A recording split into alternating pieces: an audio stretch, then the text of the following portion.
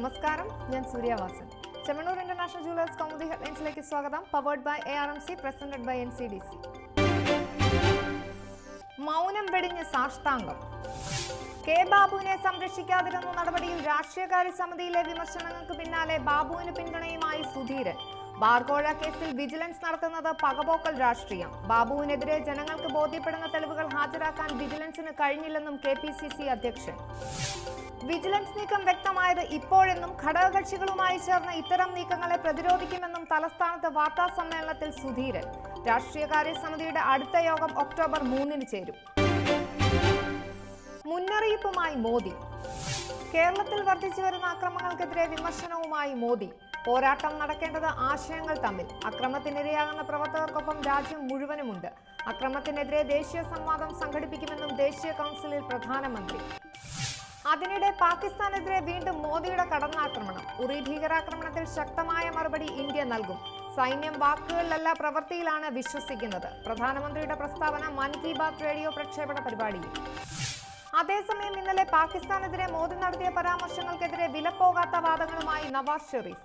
കശ്മീർ ജനതയോട് കാണിക്കുന്ന ക്രൂരതയുടെ പേരിൽ ഇന്ത്യയെ ഒറ്റപ്പെടുത്തണം. നരേന്ദ്രമോദിയുടേത് അടിസ്ഥാനരഹിതമായ ആരോപണങ്ങളെന്നും പാക് പ്രധാനമന്ത്രി. ഐക്യത്തിന്റെ സന്ദേശം. എല്ലാവർക്കുമൊപ്പം എല്ലാവർക്കും വികസനം എന്ന മുദ്രാവാക്യം ഉയർത്തി BJP ദേശീയ കൗൺസിലിൽ നരേന്ദ്രമോദി. പാർട്ടി നയം മുസ്ലിങ്ങളടക്കം എല്ലാവരെയും സ്വന്തമായി കാണുക എന്നത്.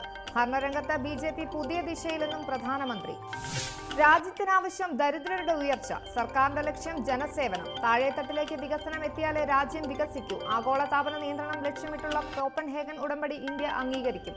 ഹരിതഗൃഹവാതകങ്ങൾ തടയുന്നതിന് കർശന വ്യവസ്ഥകൾ തുടങ്ങുന്നതാണ് ഉടമ്പടി. അതിനിടെ പാകിസ്ഥാനെതിരെ പ്രധാനമന്ത്രിയുടെ കടുത്ത താക്കീതിന് പിന്നാലെ ഭീകരതയോട് വിട്ടുവീഴ്ചയില്ലെന്ന നിലപാട് വ്യക്തമാക്കി അമിത്ഷായും. രാജ്യം ഒറ്റക്കെട്ടായി തീവ്രവാദത്തെ ചെറുക്കണമെന്ന് BJP ദേശീയ കൗൺസിലിൽ. ഭീകരവാദത്തെ പാകിസ്ഥാൻ പരസ്യമായി പിന്തുണയ്ക്കുന്നതായും പാർട്ടി ദേശീയ അധ്യക്ഷൻ. കാൺപൂരിൽ കണ്ണും നട്ട്. കാൺപൂർ ക്രിക്കറ്റ് ടെസ്റ്റിൽ ന്യൂസിലൻഡിന് ബാറ്റിംഗ് തകർച്ച. ഇന്ത്യയുടെ 434 റൺസ് വിജയലക്ഷ്യം പിന്തുടർന്ന കിവീസിന് 4 വിക്കറ്റ് നഷ്ടം. അശ്വിന് 3 വിക്കറ്റ്. രണ്ടാം ഇന്നിംഗ്സിൽ 5 വിക്കറ്റ് നഷ്ടത്തിൽ 377 റൺസ് എടുത്ത് ഇന്ത്യ കിവീസിനെ ബാറ്റിംഗിന് അയക്കുകയായിരുന്നു. രോഹിത് ശർമ്മയ്ക്കും രവീന്ദ്ര ജഡേജയ്ക്കും അർദ്ധ സെഞ്ചുറി. ഇനി ഇന്നത്തെ സ്വർണം വെള്ളി നിരക്കുകൾ.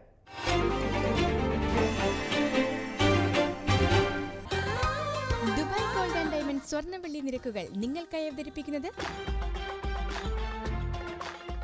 Dubai gold and diamonds, India, UAE, Oman, Bahrain.